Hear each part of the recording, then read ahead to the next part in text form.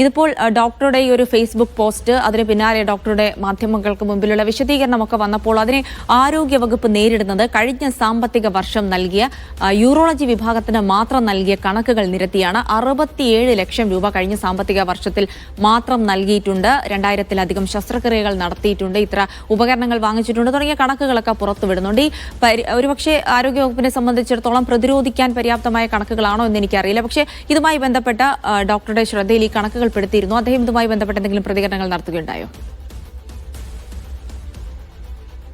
ജിൽസി, ആദ്യം ആരോഗ്യവകുപ്പിന്റെ കണക്കുകൾ പരിശോധിക്കാം. ഒന്ന്, കഴിഞ്ഞ സാമ്പത്തിക വർഷം യൂറോളജി വിഭാഗത്തിന് മാത്രം കോഴിക്കോട് മെഡിക്കൽ കോളേജിലേക്ക് 67 ലക്ഷം രൂപ നൽകി എന്നാണ് വിശദീകരിക്കുന്നത്. ഒപ്പം 2898 ശസ്ത്രക്രിയകൾ നടന്നു. 2025 മെയ് 31 വരെ 1327 ശസ്ത്രക്രിയകൾ നടന്നു. ജൂൺ മാസത്തിൽ നടന്നത് 242 ശസ്ത്രക്രിയകൾ. ലിത്തോ ക്ലാസ് ഉപകരണം ഉപയോഗിച്ച് ചികിത്സ നൽകിയത് 32 രോഗികൾക്കാണ്. ഈ മാസം മൂത്രാശയ കല്ല് പൊടിച്ചു കളയുന്നതിനുള്ള ഉപകരണമാണ് ഇത് എന്ന കാര്യമാണ് വിശദീകരിക്കുന്നത്. അവിടെ ശസ്ത്രക്രിയകൾ നടക്കുന്നില്ല എന്ന നിലപാട് ഒരു ഘട്ടത്തിലും ഡോക്ടർ ഹാരിസ് ചിറക്കൽ സ്വീകരിച്ചിട്ടില്ല. അദ്ദേഹം കഴിഞ്ഞ ദിവസം ശസ്ത്രക്രിയ മുടങ്ങുന്നതിലേക്ക് എത്തിയ സാഹചര്യം ഉപകരണങ്ങൾ ഇല്ലാത്തതുകൊണ്ട് എത്തിച്ചേർന്ന കാര്യമാണ്. ലിപ്തോസ് ഈ ശസ്ത്രക്രിയ നടത്തുന്നതിന്റെ ഉപകരണത്തിലെ ത്രോമ്പ് പൊട്ടിപ്പോകുന്നതാണ് സംഭവിക്കാറുള്ളത്. അത് കുറച്ച് ശസ്ത്രക്രിയകൾ കഴിയുമ്പോൾ അത് പൊട്ടിപ്പോകുന്ന രീതിയാണ് ഉണ്ടാകുന്നത് എന്നാണ് ഡോക്ടർ വിശദീകരിച്ചത്. അത് മാറ്റി നൽകണം എന്ന കാര്യത്തിൽ, അല്ലെങ്കിൽ അത് കൂടുതലായി പർച്ചേസ് ചെയ്ത് വെക്കണം എന്നതിന് മാർച്ചിൽ തന്നെ കത്ത് നൽകിയിട്ടുണ്ട് യൂറോളജി വിഭാഗത്തിൽ നിന്നും എന്നും ഡോക്ടർ വിശദീകരിക്കുകയും ചെയ്യുന്നുണ്ട്. പലപ്പോഴും ഇത്തരം ഉപകരണങ്ങൾ, ഇത് മാത്രമല്ല ചില ശസ്ത്രക്രിയകളുടെ കാര്യം തന്നെ അദ്ദേഹം വിശദീകരിക്കുന്നുണ്ട്. ഇത് വാങ്ങി നൽകണമെന്ന് ആവശ്യപ്പെട്ടിട്ട് 2023 മുതലുള്ള അപേക്ഷകൾ വാങ്ങി നൽകാത്തത് ഇരിപ്പുണ്ട് എന്ന് അദ്ദേഹം സൂചിപ്പിക്കുന്നു. അങ്ങനെ വരുമ്പോൾ പലപ്പോഴും രോഗികളെ കൊണ്ട് വാങ്ങിപ്പിക്കേണ്ടി വരുന്നു, അല്ലെങ്കിൽ ഏതെങ്കിലും കമ്പനികളുടെ CSR ഫണ്ട് ലഭിക്കാൻ വേണ്ടി അവരുടെ കയ്യിൽ പുറകെ നടന്ന് അത് വാങ്ങിയെടുത്ത് ശസ്ത്രക്രിയകൾ നടത്തേണ്ട അവസ്ഥയിലേക്ക് ഒരു ഡിപ്പാർട്ട്മെന്റ് മേധാവി എത്തുന്നു എന്നുള്ളതാണ് വസ്തുത. ഇവിടെ നടപടികൾ എടുക്കുകയും ഇത് കാര്യക്ഷമമാക്കുകയും ചെയ്യേണ്ടത് മെഡിക്കൽ കോളേജ് അധികൃതരും ആരോഗ്യവകുപ്പാണ് എന്ന കാര്യത്തിൽ ഒരു സംശയവുമില്ല.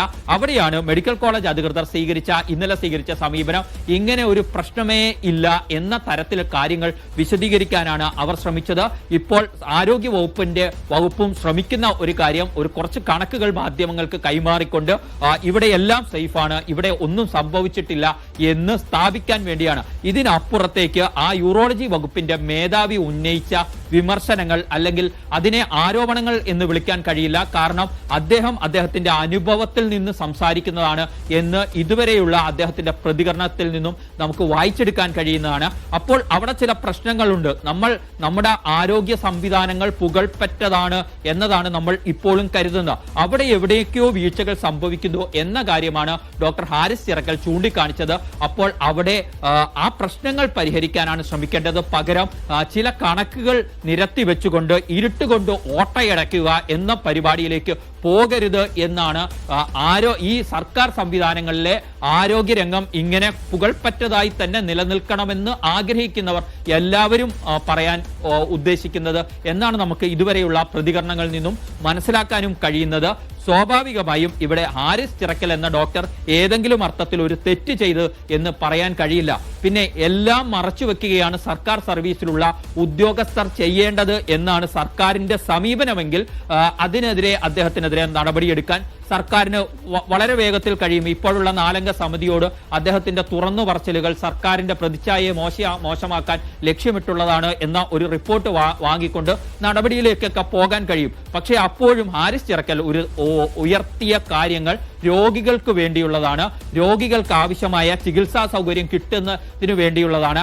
അതിനെ അഭിമുഖീകരിക്കാതെ മുന്നോട്ട് പോകാൻ കഴിയില്ല. പിന്നെ തുറന്നു പറച്ചിലുകളൊക്കെ സർക്കാർ ഉദ്യോഗസ്ഥന് പാടുണ്ടോ എന്ന് ചോദിച്ചാൽ ചട്ടങ്ങളിൽ പലതുണ്ടാവും. പക്ഷേ വിവരാവകാശ നിയമത്തിന്റെ കാലത്താണ് നമ്മൾ ഉള്ളത്.